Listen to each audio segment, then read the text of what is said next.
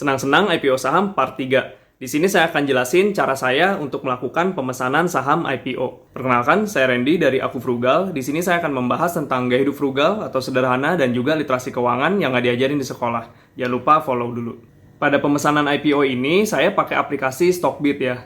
Jadi tahapan pertamanya masuk dulu ke daftar perusahaan yang melakukan IPO, dan sebagai contoh saya pakai perusahaannya Ratu. Disclaimer, tujuan dari konten ini sifatnya untuk edukasi, bukan rekomendasi untuk menjual ataupun membeli ya. Pemesanan saham IPO bisa dilakukan di dua waktu ya, di bagian penawaran awal atau bagian penawaran umum. Perbedaannya apa, nanti akan saya jelaskan. Kalau saya udah yakin mau pesan saham IPO ini, saya biasanya masukin dulu jadwal-jadwal ini ke kalender di handphone. Terus saya biasanya pemesanannya juga di bagian penawaran awal. Contohnya ini, semua tanggal saya catetin dulu dan dimasukin ke kalender handphone supaya nggak kelewat tanggal-tanggal penting proses pemesanan IPO. Jadi di saham Ratunya tadi itu bisa klik pesan dulu ya. Kalau di penawaran awal, bedanya kita menentukan dulu harga per lembarnya kita mau nentuin berapa. Dia ngasih kisaran dari 900 sampai 1150. Tapi kalau saya sendiri biasanya langsung ngesetnya di maksimal aja ya.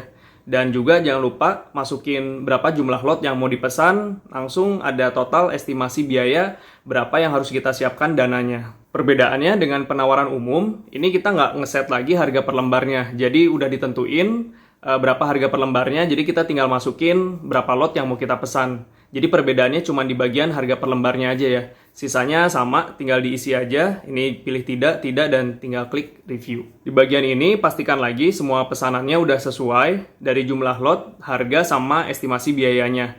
Kalau udah tinggal klik konfirmasi.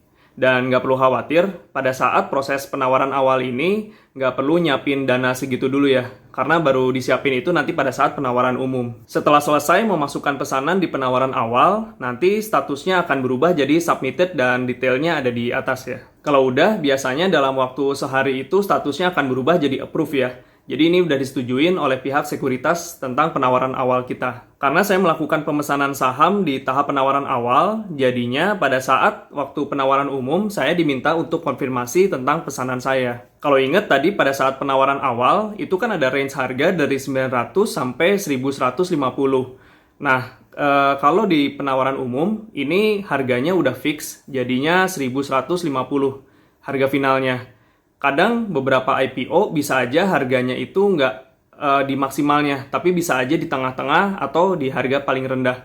Jadi nanti akan menyesuaikan ya pada saat penawaran umum. Pada tahapan ini sebenarnya sama ya, antara yang melakukan penawaran awal sama penawaran umum, itu akan masuk ke halaman ini. Jadi tinggal siapin dananya di RDN sesuai total harganya, dan langsung klik konfirmasi. Sebagai perbandingan, saya juga melakukan pemesanan saham CBDK.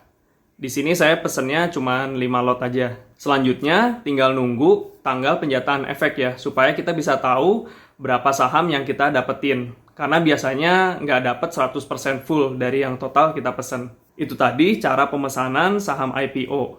Di part selanjutnya saya akan update lagi berapa banyak saham yang benar-benar saya dapetin dari proses pemesanan IPO ini. Kalau ada pertanyaan, bisa komen di bawah dan jangan lupa follow.